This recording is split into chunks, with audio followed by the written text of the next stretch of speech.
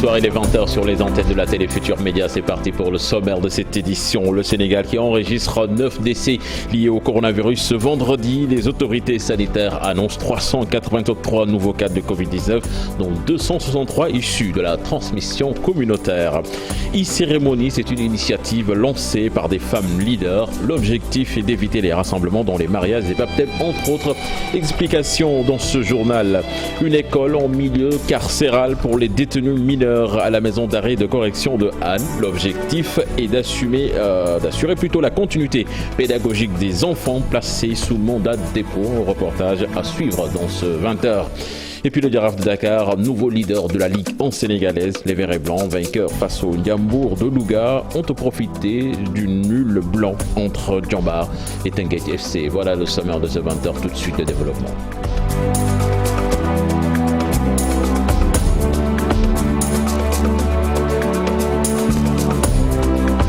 Bonsoir et bienvenue à toutes et à tous. Le Sénégal qui enregistre 9 décès Covid, c'était ce vendredi, 675 au total depuis le 2 mars 2020. Sur 3029 tests réalisés, 383 sont revenus positifs, 120 cas contacts et 263 issus de la transmission communautaire, 219 patients déclarés guéris et 55 malades sont admis en réanimation. 4521 sous traitement. Des femmes leaders qui lancent un concept dénommé e-cérémonie. Le but est d'éviter les rassemblements dans les cérémonies de mariage et de baptême, entre autres. Explications dans ce reportage signé Abdoulaye Diop et Amadouba. Stop cérémonie en présentiel. Place à e-cérémonie. C'est le plan d'action lancé par la plateforme Les Femmes Leaders. Cette initiative vise à arrêter les rassemblements lors des cérémonies de mariage, de baptême, entre autres. Déjà vers l'organisation de cérémonies en ligne. Et nous allons partager cette cérémonie en ligne sur tous les supports communicationnels, mais également partager cela avec les femmes qui sont à la base. Déjà au niveau des groupes WhatsApp, nous avons commencé, parce que même avec les tontines, cela se passe maintenant au niveau des groupes WhatsApp. Et que l'argent également, ça se fait par transfert. Ça veut dire que ce n'est pas transfert que la tontine arrive à celle qui a gagné donc, pour le mois. Même si elle n'était pas au courant de cette initiative, cette dame s'en félicite. Avec la deuxième vague, c'est mieux d'éviter les rassemblements car c'est juste du gaspillage. Je pense que c'est mieux d'organiser les événements en ligne. Marie a annulé son mariage à cause de la Covid. Mais cette initiative semble l'inspirer. J'ai annulé mon mariage qui était prévu pour le 17 du mois passé. J'ai décidé de le reporter à cause de la pandémie et du couvre-feu. L'initiative de e-cérémonie va me pousser à réfléchir sur la possibilité de célébrer mon mariage en ligne. Ainsi, les invités vont pouvoir suivre ça sur WhatsApp. Le projet e-cérémonie semble bien approuvé, mais il ne fait pas pour autant l'unanimité. Ce n'est pas possible avec les analphabètes, car ils ne savent pas utiliser les outils numériques. Les femmes leaders veulent d'abord commencer par les femmes d'élite, sachant que le taux d'analphabétisme est très élevé dans certaines zones, en plus de l'inexistence de connexion Internet. Niassène, l'ambassadeur itinérant Mohamed Ndiaye Rahma salue la décision et estime que c'est un signal fort du Khalif de Medina Baye qu'il a donné aux populations sénégalaises dans ce contexte de pandémie de la Covid-19 qui ne cesse de faire des victimes. Je vous propose de le suivre dans cette correspondance signée Ibrahima Diamé et Fally Gaye. La décision de Medina Baye de reporter le Gamou de Taïba Niassène à une date ultérieure à cause de la pandémie du coronavirus fait presque l'unanimité chez les fidèles talibés Niassène. L'ambassadeur itinérant Mohamed Ndiaye Rahma estime que c'est une décision très salutaire et responsable qui ne devrait surprendre personne. Medina Baye n'a fait que se conformer à sa philosophie, aux enseignements du prophète. Donc le calife ne pouvait faire autrement parce que justement il a pris la pleine mesure des circonstances. Parlant justement de la pandémie du coronavirus qui sévit dans la région, le responsable politique et non moins talibé appelle les Kaolackois à plus de rigueur et de responsabilité dans le respect des mesures barrières, mais surtout à faire de ce combat contre la Covid-19 leur propre combat. Parce que Kaolack fait partie des régions les plus touchées par la pandémie. Chaque jour, on en enregistre des records. Donc, il nous appartient à nous, Kaolackois, de faire face à la maladie. Personne ne le fera à notre place. Comme à son habitude, l'homme qui se distingue dans le social était revenu encore pour une distribution de denrées alimentaires aux familles nécessiteuses dans ce contexte de pandémie du coronavirus version seconde vague. Et puis le ministre du Commerce annonce la modernisation de plus de 80 marchés du pays d'un coût estimé à 60 milliards de francs CFA. Aminata Assome Diatta était en visite au marché central aux poissons de Pékin et les vendeuses ont exposé leurs problèmes, surtout avec les restrictions liées à la Covid-19. Un reportage signé Habib Faye et Modou Diop. Le couvre-feu partiel instauré le 6 janvier dernier impose de nouveaux comportements. Chez les vendeuses de poissons, c'est la réduction des heures de travail et le réajustement des activités en fonction des mesures restrictives. Au marché central aux poissons de Pékin, la course contre la montre est lancée. Il ne reste plus qu'une heure de liberté de mouvement avant la fermeture. suñ ko wàññee ñu doon nekk ci marché ba 4 heures ñu wàññi ko léegi dañu wàccloo 14 heures wala 13 heures 30 metti na ci ñun. sonal nañ nag moom ndax buñ sañoon moom xam nga jaboot rek day jaay ba jeexal am dépasse dem ñibbi waaye léeg-léeg da ngay jaay doo jeexal sax ñu dàq la police yi dàq la. Tout autour sont animés au rythme de l'activité commerciale. Les vendeuses de poissons installées derrière leur étal interpellent sans cesse les autorités. Avant ñu koy wàññi daan nañ ci am lu ñu denc tuuti ak lu ñu ci 4 000 5 000 6 000 par jour. fii nag amaguma jën yi may fay sax matagul. bu neexee ba neex bu neexee ba neex mën nga am 2 000 ba 3 000. La situation est plus compliquée. Le marché central aux poissons ne fait pas partie des 89 marchés qui doivent être modernisés. Le marché central aux poissons mérite effectivement qu'on lui accorde une attention toute particulière, vu les résultats du DG, mais également vu le nombre de personnes qui fréquentent le marché au quotidien. Cependant, le directeur a un seul objectif, faire de ce lieu le plus grand marché aux poissons de l'Afrique. Et vraiment, on espère qu'avec le plaidoyer qu'on a fait auprès de Madame le ministre, que le président de la République aura une oreille attentive, parce que le marché central mérite un accompagnement. En visite au marché central aux poissons de Pékin, qui accueille environ 8000 personnes au quotidien, le ministre du Commerce, Aminata Assome Diatta, invite les acteurs à maintenir le marché propre. Le ministre de l'Artisanat, lui, était en visite à Thiès, Pape Amadou Ndiaye, qui a rencontré les artisans de la ville pour leur faire part de son programme pour le secteur durement impacté par la Covid-19, un programme qu'il juge ambitieux. Je propose de l'écouter. Il est interrogé par Cheikh Anta Diop et Seyla Tir. L'artisanat en lui-même a été très durement impacté par la maladie du Covid. Et dans tous ces secteurs, les revenus ont été amoindris. Certains artisans vivent à la limite de la précarité. C'est le lieu aujourd'hui de remercier le président de la République pour sa solidarité, sa générosité et sa grande magnanimité envers ce secteur de l'artisanat si durement impacté. Nous sommes devant un défi extrêmement important.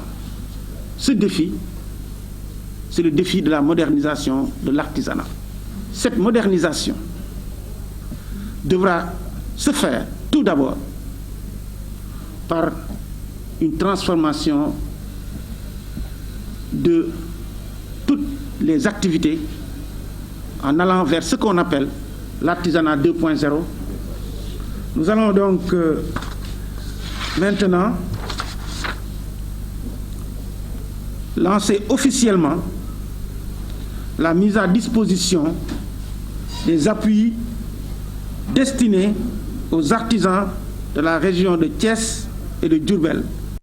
Vous l'annoncez dans les titres de ce 20h, une école en milieu carcéral pour les détenus mineurs. L'administration pénitentiaire entreprend ainsi la construction d'un centre d'instruction pour les enfants détenus à la maison d'arrêt et de correction de Anne. L'objectif est d'assurer la continuité pédagogique pour les enfants placés sous mandat de dépôt. Et ce centre sera également la première école pour les enfants détenus non instruits. Un projet approuvé par les différents acteurs de l'éducation, nous disent dans ce reportage Chérif Diop et Younous Niata. Les travaux du centre sont déjà exécutés à plus de 40%. Selon la loi sur les procédures d'aménagement et d'exécution des sanctions pénales, l'enseignement élémentaire et les cours d'alphabétisation sont dispensés autant que faire se peut aux détenus analphabètes et c'est obligatoire pour les mineurs. Ce projet est extrêmement important pour les enfants parce que plusieurs enfants nous arrivent en cours de scolarisation. Et avec ce projet, on va assister à ce qu'on appelle la continuité du cursus scolaire pour les enfants. Difficile de chiffrer le pourcentage d'enfants placés sous mandat de dépôt au Sénégal. L'incarcération d'un enfant intervient en dernier ressort car la pratique judiciaire privilégie d'autres modes de sanction comme les ordonnances de garde provisoire. Mais quelle que soit la situation, le droit à l'éducation de l'enfant doit être préservé. Ce sont ces enfants-là qui ont plus besoin d'être éduqués et d'être accompagnés.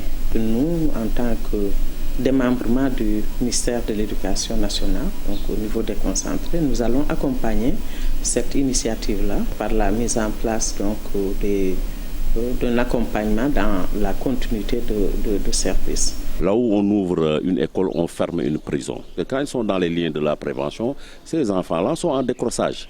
Et cette initiative vient les donner encore une autre chance. Et je pense qu'il faudrait même aller plus loin.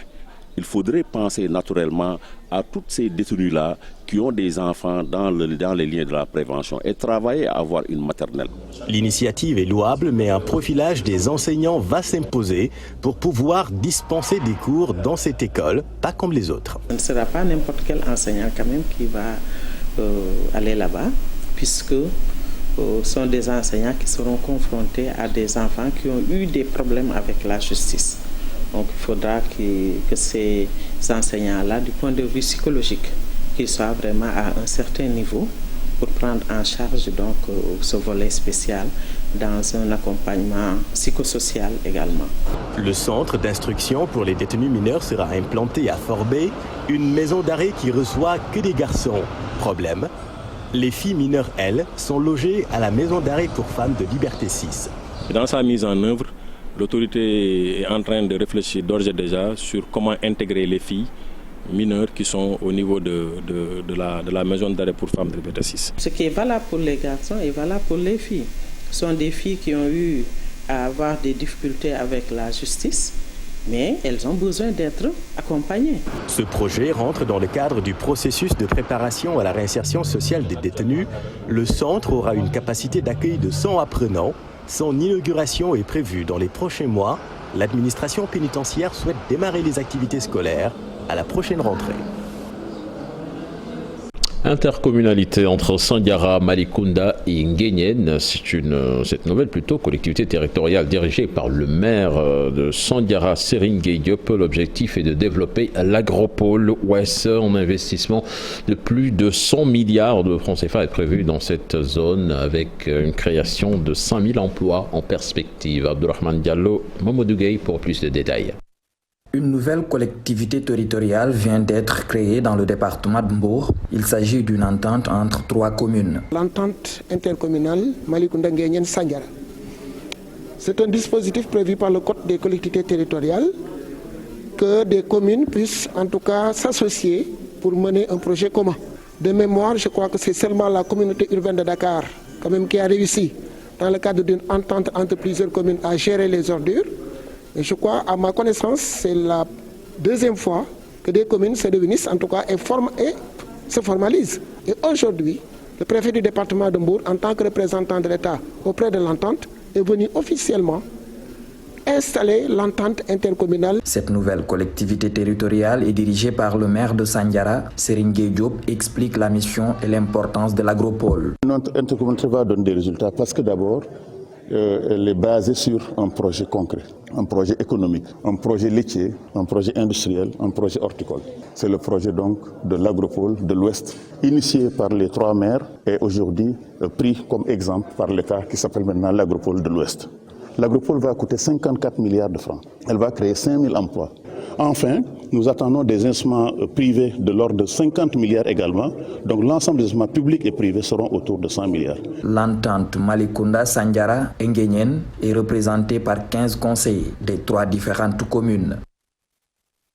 Électrification rurale, les populations de Réfane, c'est dans le département de Bambey, désapprouvent la société concessionnaire en charge de leur localité. À travers un point de presse, elles ont demandé la non-reconduction du contrat, faute de quoi elles ne paieront plus la facture d'eau. Là-dessus, je vous propose, la facture d'électricité plutôt, je vous propose d'écouter leur porte-parole Abdul Ahad Faye, interrogé par Babacar Diouf.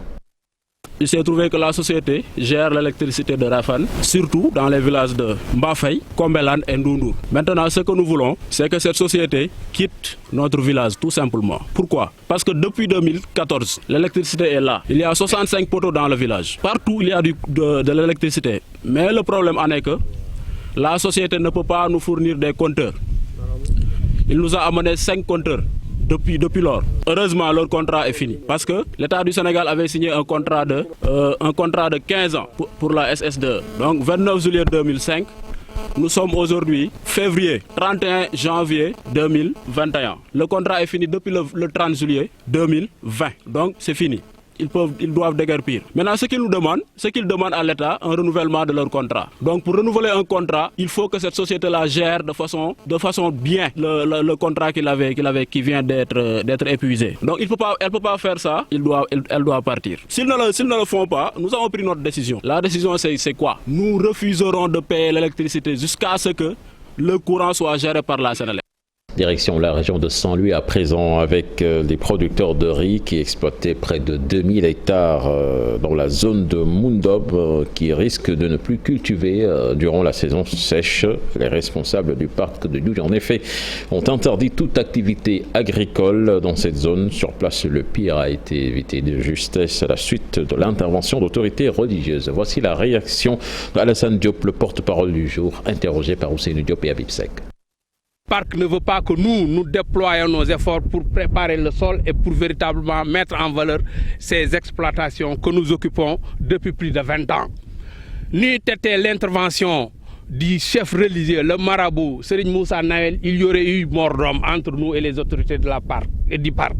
Mais nous n'avons pas voulu véritablement suivre ces derniers puisque l'autorité religieuse que j'ai tantôt cité a véritablement calmé les jeux, nous disant que véritablement laissez, calmez-vous, je veux la paix et vous êtes des producteurs qui voulaient la paix. Nous sommes en phase avec son excellence, comme je l'ai dit tantôt, le chef de l'État, pour une autosuffisance en riz vers 2023. Malheureusement, ces autorités du parc nous empêchent d'arriver à notre fin. C'est pour cela, véritablement, ils ont mis un canal traversant nos exploitants et nous avons des délibérations dûment signées par les autorités compétentes de la commune de Diama et du commandement territorial. Nous avons ces délibérations dûment signées que le préfet a même récupéré pour voir véritablement de quoi il en s'agit. Et ils étaient sur le terrain pour véritablement calmer le jeu. Mais les autorités du parc ne veulent pas. L'actualité internationale à présent qui nous mène au Tchad, en Côte d'Ivoire, avec le décès de l'ancien ministre Laurent Donin-Fologo et en Mauritanie avec l'ouverture du sommet virtuel de l'Union africaine. C'est avec Dissa Préra. Présidentiel au Tchad, au pouvoir depuis 30 ans, le chef de l'État tchadien est investi sans surprise par le mouvement patriotique du Salut, son parti. Il est candidat à l'élection présidentielle du 11 avril prochain. Le tombeur de Hissène Habré, qui est au pouvoir depuis 1990, va essayer d'obtenir un 6e mandat à la tête du pays. Face à Déby, 12 responsables de partis politiques ont formé une alliance électorale dénommée Alliance Victoire. Mais l'Union pour le le renouveau démocratique, l'opposition qui est présente à l'Assemblée nationale a décidé de se démarquer et de faire cavalier seul. Côte d'Ivoire, Laurent Dona-Fologo, une grande figure de la politique ivoirienne, est décédé ce vendredi 5 février. Âgé de 82 ans, Laurent Dona-Fologo, journaliste de formation, fut le premier rédacteur en chef du quotidien Fraternité Matin. Par la suite, l'homme a été ministre de l'Information sous le règne de Houphouët-Boigny, membre du PDCI. Dona-Fologo a été aussi ministre durant tout le temps qu'Henri Konan Bédié était aux affaires. Sous Gbagbo, le journaliste est porté à la tête du Conseil économique social pendant 11 ans. Il s'était retiré de la vie politique depuis 2011. Début du sommet de l'Union africaine ce samedi, organisé en visioconférence. Ce sommet est consacré à la lutte contre la pandémie du Covid-19. Pour cette édition, c'est la Mauritanie qui accueille l'événement en ligne. Au menu des discussions, le financement de la vaccination sur le continent. L'enjeu est énorme. L'Afrique aura besoin de 1,5 milliard de doses pour vacciner 60% de ses 1,3 milliard d'habitants et espérer une immunité collective. Actualité sportive à présent avec la 6e journée de la Ligue en sénégalaise. Le Giraffe de Dakar, nouveau leader après son succès devant le Ndiambour de Louga. Le choc Jambar Tenguet est sans vainqueur. Niary Tally qui perd à domicile devant le Stade de Mbour. Les enseignements avec Cheikh Sadibou Diarra. La bonne opération de la 6e journée de la Ligue 1 est pour l'ASC Giraffe. Le club de la Médina, vainqueur de l'Azak Ndiambour 1-0, est le seul victorieux parmi les équipes du haut de classement. Les 3 points propulsent l'ASC Giraffe à la place de leader au détriment de Djambar de Sali, auteur d'un nul blanc face à Tenguet FC dans le choc de cette journée. L'AS Douane, tenu en échec par Dakar Sacré-Cœur 1 but partout, n'en profite pas. Le Stade de Mbour, venu battre Niary Tally sur le score de 2-1, se hisse à la 5e place du classement. Génération Foot réalise aussi un déplacement fructueux en allant battre à Thiès, Seneps Excellence de Thiès 2-0. Sa 2e victoire de la saison, tout comme Mbour Petite Côte, qui fait rechuter l'US Gorée 1-0. Une 4e défaite depuis le début de la saison pour l'US Gorée, toujours relégable en compagnie de Niary Tally, bon dernier sur une série de 4 revers de suite. Une seule affiche reste à jouer dans cette 6e journée de la Ligue. Elle va opposer le Casa Sport à l'AS Pikine ce dimanche au stade Aline Sitoé Diatta de Ziguinchor à partir de 16h. 9 buts seulement ont été marqués après les 6 premiers matchs. Cheikh Sadibou Diarra, ça se présente mal pour Ahmad dans la course à la présidence de la Confédération africaine de football. Aux dernières nouvelles, on apprend que c'est la FIFA qui va décider si l'actuel président de la CAF peut ou non briguer un second mandat. Rappelons que le comité d'éthique de la FIFA avait suspendu le Malgache pour 5 ans. C'était au mois de novembre dernier. Et puis retenez la finale pour la 3e place du championnat d'Afrique des Nations au Cameroun à la mi-temps. C'est la Guinée qui menait 2-0 devant le pays organisateur, le Cameroun, et la finale opposera demain le Maroc au Mali. Nous parlons basket à présent avec l'AS Douane qui bat l'US Ouakam dans le match des invaincus. Victoire 67-45 pour les Gablous lors de la 5e journée. Je vous propose de suivre la réaction des deux entraîneurs. Un très bon match. Nous avons mis de l'intensité des deux côtés du terrain, que ce soit en attaque comme en défense, même si c'était un peu poussif lors du premier quart-temps. Là où on a pêché vraiment sur les tirs et certaines incompréhensions défensives, surtout sur les box-out, là où on a pris pratiquement 6 points sur 10 en premier quart-temps. Là, ça nous a vraiment fait défaut. Mais au fil du match, avec des changements, des rectifications de part et d'autre, nous avons su, après, dominer nos adversaires sur le duel de 1 contre 1, sur les rebonds, couper très vite les ballons, aller très vite en contre-attaque, marquer des paniers faciles, se mettre en confiance. C'est vrai qu'aujourd'hui, sur le secteur intérieur, quand même, la Douane nous a beaucoup dominé. Nous avons beaucoup défendu sur les tireurs. Néanmoins, les tireurs ont mis beaucoup de tirs extérieurs néanmoins. Mais aujourd'hui, sur le secteur intérieur, qui était d'habitude notre force, on a été dominé sur le secteur intérieur. Donc je pense que c'est une victoire largement méritée. On a été dominé sur tous les plans, même si en fin de match, les joueurs ils ont un peu sorti les tripes, mais bon, le match était déjà plié. On était conscients de cela. Comme je disais tantôt, il faut maintenant se concentrer sur le match à venir et ne pas se laisser abattre par cette défaite. Propos recueillis par Ahmadouba. Deux autres résultats chez les hommes. Louga Basket Club qui bat Asfa 90-54 et Mermoz qui bat Isaac 57-43. Chez les dames, retenez que la Huile de Dakar a battu Pop 57-25. Le Dakar Université Club qui écrase l'UGB 77-37. Le Giraffe de Dakar qui domine Jeanne d'Arc 45-35. Saltigué qui signe sa première victoire de la saison devant Lucas Basket Club 51-48. Voilà, c'était tout pour ce 20h. Excellente suite des programmes en compagnie de la Télé Futur Média. Au revoir.